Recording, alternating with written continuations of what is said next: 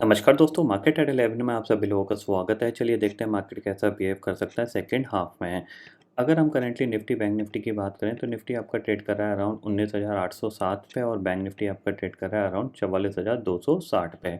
अब यहाँ पे हमें समझना है कि मार्केट किस साइड मूवमेंट कर सकता है। तो देखो उसके लिए सिंपल सी चीज़ ये है, आज बैंक निफ्टी की एक्सपायरी है और पिछले 2-3 दिन से अगर देखा जाए तो कोई मार्केट में मूवमेंट नहीं बना है। तो आज हो सकता है थोड़ा बहुत मूवमेंट यहाँ पे बन सकता है। अगर आप करेंटली निफ्टी का देखोगे तो 19,800 की पुट पे काफ़ी ज़बरदस्त राइटिंग स्टार्ट हुई है। यहाँ पे 1,27,00,000 का ओपन इंटरेस्ट खड़ा हुआ है। इसका मतलब क्या है कि 19,800 के ऊपर जब तक आप सस्टेन कर रहे हो तब तक कोई प्रॉब्लम वाली बात नहीं है। इवन ये पुट राइटर धीरे धीरे बढ़ते ही दिखाई दे रहे हैं यहाँ पे, और करीब करीब ऑलमोस्ट कल से ज़्यादा भी यहाँ पे ओपन इंटरेस्ट बन गया है। अब आपको नज़र ये रखनी है, 19,900 की पुट पे अगर ये 28,00,000 का ओपन इंटरेस्ट है, अगर किसी भी रीज़न से ये बढ़ना स्टार्ट होता है, मान लीजिए 40,00,000 50,00,000 पहुँच जाता है, तो फिर चांसेस वेरी हाई कि मार्केट फिर ऊपर की तरफ मूव कर सकता है।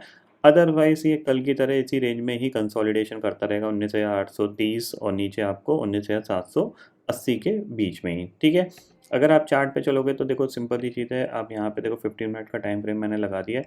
अब आपको यहाँ पे क्या है, ये एक पर्टिकुलर लेवल है, अगर ये क्रॉस करता है तो थोड़ा बहुत ऊपर की तरफ मूव कर सकता है ये, और नीचे आपके पास ये एक सपोर्ट एरिया है, ठीक है। अगर इसके नीचे जाएगा तो ही आप कुछ सेलिंग एक्सपेक्ट कर सकते हो यहाँ पे, ये पॉइंट आपको ध्यान में रखना है, ठीक है।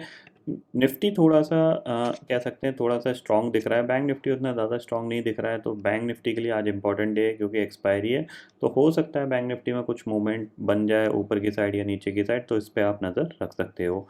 निफ्टी का हो गया, बैंक निफ्टी देख लीजिए। तो बैंक निफ्टी में अगर आप जाते हो देखो 15 मिनट टाइम फ्रेम के हिसाब से, ये जो पर्टिकुलर एरिया है, ये जो ज़ोन है जिसके आसपास ये ट्रेड कर रहा है, ये एक सपोर्ट ज़ोन है, ठीक है ना। आपको ये दिख रहा है, ये एक सपोर्ट एरिया है।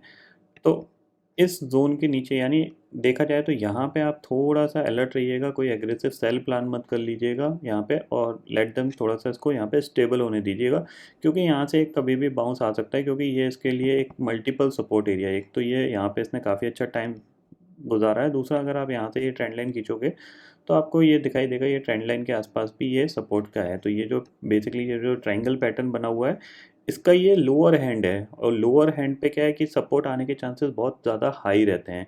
तो यहाँ से ये एक बाउंस कर सकता है, ये पॉइंट आपको ध्यान में रखना है।